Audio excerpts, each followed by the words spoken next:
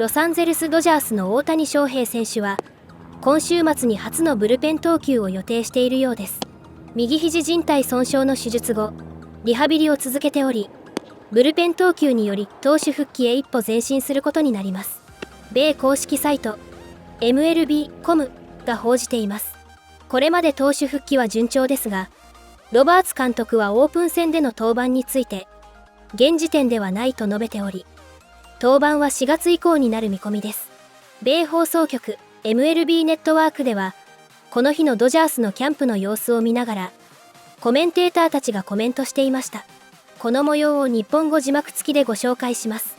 Yeah, it was good. First pin, obviously. Probably a little nervous for him, I would assume. But his fastball is a big fastball. Had a lot of carry, a lot of ride to it. And the split finger is different. I haven't really seen a pitch like that before. It's different than like Yamamoto. It's good. Obviously it's hard to catch sometimes. It's moving all over the place. But I think he was just getting his feet wet. First pin of the thing. He's young. He'll have a lot of time to get ready for the season, and excited to see what he's gonna do. Does that fastball remind you of anyone else you think caught? No, he's got a real smooth delivery. Obviously, a real big guy. The ball jumps at you though. It has that thing that kind of just like explodes up and little arm side stuff, and it's a big fastball. And pair that with his split. I think they play good off each other, and it'll be fun to see his full slate of stuff. And I think he was, like I said, just getting his feet wet with the first pin. He's progressing. He's going through his progression. I don't know when his first bullpen for us is. Like I've said before, he's not going to pitch in Tokyo. He's excited to pitch. I don't know when he's going to pitch for us this year. It'll be sooner than later. But that's all contingent on, when he's throwing pens and facing hitters, and there's not going to be a rehab involved because obviously we need him to be active on our roster to take at bats. But that's sort of about it right now. I'm as excited and curious as you guys all are. In the past he's gone once every 6-7 days. Might you guys kind of extend that the window between starts for him? I think that's about it. I think that's kind of the 6 or 7 days, because there's also off days too that we're going to have to contend with. So I think that's fair, and I think the main thing is, once we start, we want to keep going, and that's, I think, important to Shohei instead of having a respite or a stop in the middle of the season. Do you expect Shohei to throw in any Cactus League games? Is that part of the plan at all? I don't think so. Like most things, that could change, but I think standing here today, I don't expect that. The Dodgers finally win the World Series. First one in a full season back since 1988. Now looking to repeat, be the first one to do that in a quarter century. The New York Yankees, of course, back in the late 90s. They'll be starting the season in Japan. Here's Dave Roberts on his pitching plan. We're not going to kind of exhaust everything to get ready for 2 games, but be ready and prepared to win 2 games in Tokyo. I think it's fair to say that Yamamoto is going to pitch that home opener, or that first one. And then with Roki, just kind of, obviously, like I said, the plan is for him to pitch there. We'll kind of figure out when. And a lot of it is more contingent in the unknown of how he responds to spring training and his build-up. I think everything's on the table, but I think it's pretty fair to say it would be to pitch in, the second game of the season. But if it doesn't line up, then it doesn't line up. Good stuff there from Dave Roberts, manager of the Dodgers.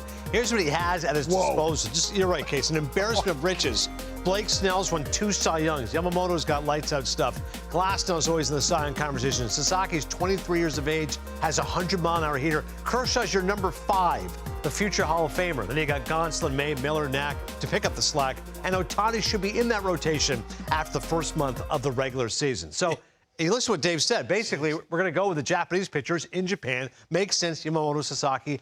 Although these are regular season games, I'm a little bit surprised he doesn't give one of the starts to Blake Snell or a Tyler Glasnow. Yeah, well, you know what? I think being in Japan, and listen, pick your poison. Yeah. I mean, you have a bunch of number 1s in this rotation. I mean, Yamamoto, they gave him all that money. They got Sasaki to come over. I mean, this guy is electric, throws 100 miles an hour, wipe out split finger too. I mean, And, when you look top to bottom, you're saying Kershaw's sitting at 5 right there. Yeah. You got Snell, you got Glass now. But, I think we're ready to see this guy. I think why wouldn't you want to see Roki Sasaki while you're over there in Japan? That place will go absolutely crazy. And he's a frontline starter. Electric. There it is right there. Scouting notes. Electric. Over 100-mile-an-hour fastball. Four-pitch mix with the nasty split finger he has. Yeah, it's going to be amazing to see what he's capable of. And again, Yamamoto, just the intensity, you never saying off air, like the Dodgers are going to own Japan, considering the Japanese stars in that team. Yeah, when you got Yamamoto, Sasaki, and Ohtani, might be the 3 best pitchers, obviously, in Japan. Yeah. They're in the United States, all with the Dodgers. Yeah. Like I said, pick your poison. These are all frontline starters. It's going to be like the Beatles. The Dodgers should be panicking. Dave Roberts, by the way, of course, born in Japan. Meantime, this tweet here on the Dodgers injury updates, according to Doc, Ohtani is not likely to pitch in Cactus League games or go on a minor league rehab assignment before returning to pitching. So once he's ready to go, he's going to go. And Phillips and Kopech, that's Evan Phillips and Michael Kopech, behind schedule entering camp. There could be candidates to open the season on the IL. Meantime, here's Ohtani. I'm very satisfied overall with my throwing. Was able to throw with pretty good intensity. It was a little cold today, but I was able to get my work done. Threw my sweeper for the first time on the flat ground today, but aside from that, all my pitches I've been throwing on flat ground. In terms of the bullpen, just going to depend on how my fastball feels. So no pitching from Ohtani, and certainly not in the regular season until about May. It's going to be interesting here, Case, because he's the best player in the world. We all got that. But he'll be a different hitter this year, right? Because he has to expend the energy now as a pitcher. He's not going to be stealing 50 bags. I was going to say, I think the stolen bases will be down. The home runs might be down a little bit. I'll probably be in the 40s or 50s. Listen, guys, I think what's incredible, Adnan, is we forget. I think last year he made us all forget he's a pitcher. Yes. Went 50-50 last year, which is the first player to ever do that. But he's still one of the best pitchers in baseball, and I think that's who he wants to be, that elite two-way player. So it's just incredible. I watching him throwing those pens and on the side, I'm like, oh my gosh, that's right. He pitches too. And he's a top 5 pitcher. He's not just a pitcher. Well, that's the thing I think about. I'm like, listen, he's a 3-time MVP. To win another MVP would be amazing. Second most to Barry Bonds is 7. But to me, the real accomplishment is if this guy wins a Cy Young. I mean, come on. Mind-boggling. Just be, open up Cooperstown right now. He finished 4th in 2022. But I'm curious how Dave Roberts, again, is going to use these guys. I can't see Ohtani Case throwing 160 innings. I think they'll be very careful how they use it. Well, they have so much depth. They proved that they needed it last year, too. I mean, they had to go get Flaherty at the deadline, all that stuff. I think Doc Roberts does a great, great job. One of the best in the business of managing that bullpen, managing that rotation, figuring out what the numbers look like. I think that front office is some of the best, too, so they'll figure it out. Definitely could use a 6-man rotation, considering how many options he has. According to BetMGM, the odds when it comes to the Dodgers' regular season win totals, 104.5. Then you got the Braves and the Yankees, who are 11 back at 93.5. You got the Mets, the Phillies, and the Baltimore Orioles, at least on paper, going to be sub-90 wins. In a year in which we had no 100-win teams, the Dodgers potentially 104.5. It's interesting, Case, because the Mariners won 116 back in 01. I don't think this Dodgers team is saying to themselves, hey, let's go out and make history, win 120 games.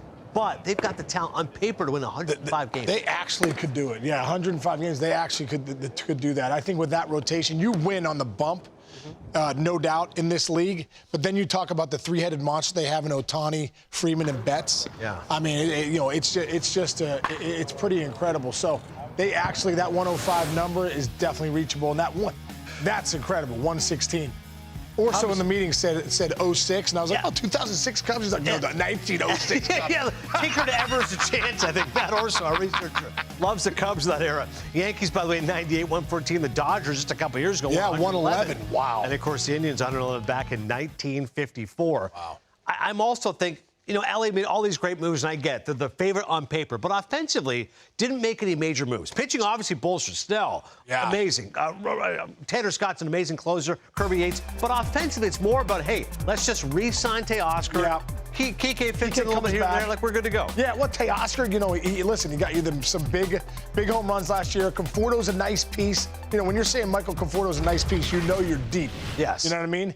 And, you know, obviously they're going to win with that rotation, bringing in Roki Sasaki. But like I said, when you're talking about Ohtani and Betts and Freeman and Muncy and they signed Edman and, you know, I mean, they're loaded. Will Smith. Yes. You know, we forget about the Teoscar Hernandez. I mean, now we're all the way down to the bottom of the lineup where you're just mixing and matching some guys. So, yeah, they're loaded. Tommy Edman parlayed a few great months into a 5-year contract. Yeah. Like, it's unbelievable. If you get hot at the right time on the right team, exactly, he proved his worth to that team.